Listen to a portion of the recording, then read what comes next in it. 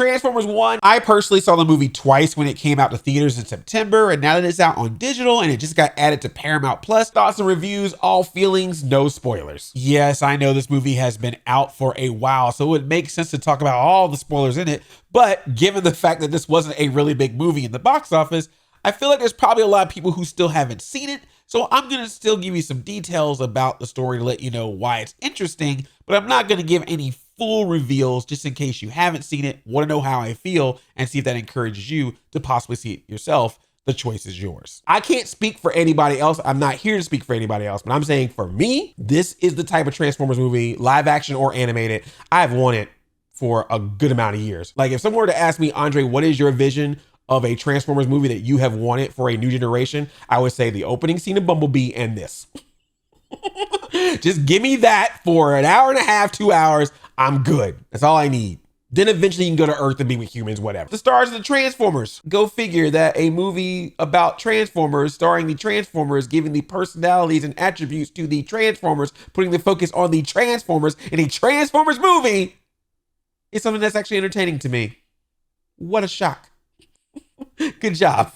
Glad you figured it out after all these years. It's a very solid film. There's nothing groundbreaking about it technology-wise in the vein of like a Pixar movie or a Spider-Verse movie. It's just a standard, solid film that knows exactly what it wants to do, and it does it. And I'm entertained the entire time that it does it. It just wants to come in and say, here is the origin story of best friends Orion Pax and D16, how they become from that to the leader of the Autobots, Optimus Prime, and the leader of the Decepticons, Megatron, being rivals against each other on the planet of Cybertron. Every major moment in this movie works towards that one goal, and I appreciate that. I know for some people that might seem like, oh, that's a little simple. Yeah, the story could have been fleshed out a little bit more, but given this year when I've seen a couple of movies that have had some very convoluted and very stuffed multiple plots, I appreciate a film that's like, we got one job, so let's make sure that everything we're doing in the movie is focused on that one job. That's it. That's what it does.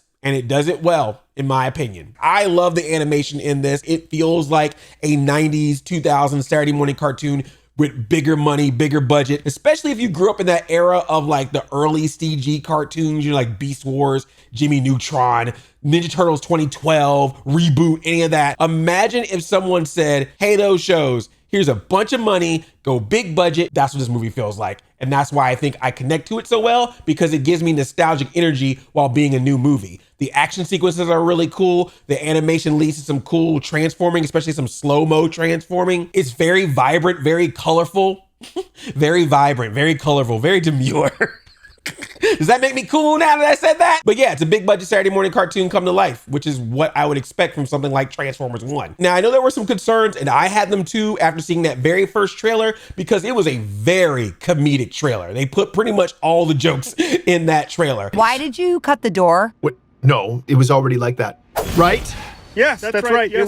It was already like, yeah, that's right. Watching the movie, the humor seems to be a little bit more spaced out. Plus, it's Keegan-Michael Key mostly doing the humor as Bumblebee, and that's a funny dude, and that's a funny robot. And as I expected, that trailer leaned heavily on the humor and the lighthearted stuff, because when you get to that movie, there are some storylines and some twists and turns in this thing that some of you might be able to catch coming from a mile away, but still, it's parts of the story that I think feel better to see it in the film. So I appreciate that they kept some of that hidden and left it for the movie as opposed to putting it out in the trailer. But there are some twists and turns. There are some revelations. There's one thing that a character does. It's told to us what they did, but we don't see it actually happening, but we're told what happened. And I was like, yo, that is messed up. That's just an all-time low. Like, that's messed up. All I'm gonna say is that, yeah, there's some class metaphor going on in this, some have and have nots. Because that's the thing about Orion Pax and D16. They're mining robots. They are worker bees. So what does it feel like to be in that level to eventually become the hero or villain that you eventually become? Like Megatron, I've always, ever since the 80s, been like, Megatron's just evil. He's just mean. But this movie, it's like, Megatron, I don't agree with all of your actions. But you got a little Magneto in you now, Megatron. I don't always agree, but I get it. And a lot of that is thanks to Brian Tyree Henry. He just does an amazing job as the voice of Megatron. You feel a lot of both his energy when he's younger and full of life and full of dreams. You feel it when he's friends with Orion Pax. You feel it when he's trying to just do his part in the world of Cybertron. And you definitely feel it when he starts to evolve into Megatron or transform into Megatron, as it were. But I thought the entire voice cast was pretty good in it. Yes, it's another one of those movies where it's animated, that a bunch of celebrities voice the main cast. They got to put those names on the posters. But I felt like in this particular case, it seemed like a lot of the actors were definitely bringing their A game with this. Chris Hemsworth, I do feel a sense of, particularly towards the end, he's not Peter Cullen, but you can see that he, you know, paid attention to what Peter did and is like, I'm not going to completely copy you, but I'm going to try to get that essence as best as I can, even though I'm Chris Hemsworth doing it. And like I said, Keegan-Michael Key is funny. Scarlett Johansson is fine. There's also voice actors that voice some of the Transformers in this. Even Mr. Honest Trailers himself, John Bailey's got a role in this. Scanning electrical impulses. He speaks the truth. So I appreciate that this movie has a mix of celebrities and voice actors, and that the celebrities that are in there are doing their best voice acting with it. I know it's always going to be a discussion and debate about celebrities as voice acting, but there is one celebrity who got cast to voice one character, and I'm like, that is genius casting. Are you spies? Or just incompetent lackeys? Steve Buscemi as Starscream. Come on, that is perfect. That's smart. That was a good job. The final act. Woo, the last act of this movie. Man, the last act of this movie, I was like, for real? You did that? It's good, man. Even though this is an origin story, they do put in some nice subtle references to Transformers lore. There are some cool subtle Transformers references in this. There's a line or two, or there's a pose or two that you're like, oh, I know what that's from. I see what that is. If you're someone who's like a hardcore Transformers fan. There's even a quick mention to another franchise. Then I'm dragging you and those two idiot GoBots back to Iacon City. It's a joke thing, but I was like, appreciate it. But I think what's really cool about this movie is that it is a good starting place if you are either someone who's brand new to Transformers entirely, or if you have seen other Transformers movies like the Bay movies or whatever, and you kind of got it, but you never really got it. This is a nice primer. Like, something I thought that was really neat that I saw happen after the movie was over. There were some cases where I saw there were people who were older Transformers fans who were with people who were either their kids or younger, or just people that were their friends but don't know as much about Transformers, and questions were being asked. They were having conversations and their interest was actually becoming piqued about the franchise of Transformers after seeing this. I can guarantee you that has not happened after every Transformers movie I've seen.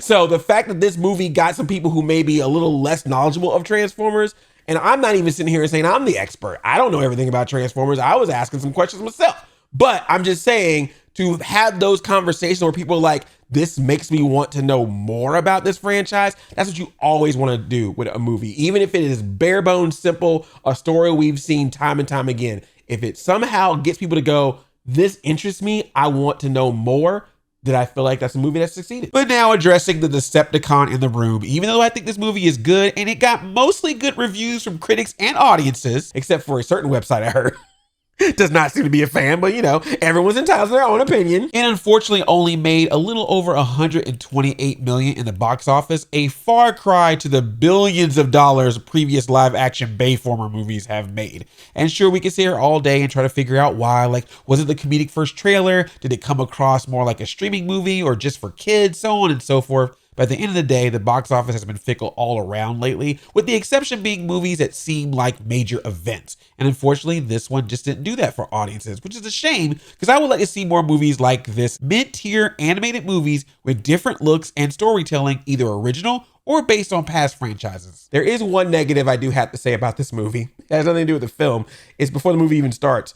Hasbro Entertainment has their own like logo thing that plays before the movie to let you know they're part of the production. And they show silhouettes of different characters. It's like Optimus Prime, a three-headed dragon for Dungeons and Dragons, Mr. Monopoly, Mr. Potato Head, Peppa Pig. But no Power Ranger up in there. To be fair, My Little Pony was also not in there. But no Power Ranger in their brand new Hasbro logo. So now that's a movie I like to see animated. Stay to the end, watch all of the movie, including the end credits. Oh, also no pop songs. The only pop song is a rap song that they made for the movie, and it plays during the credits.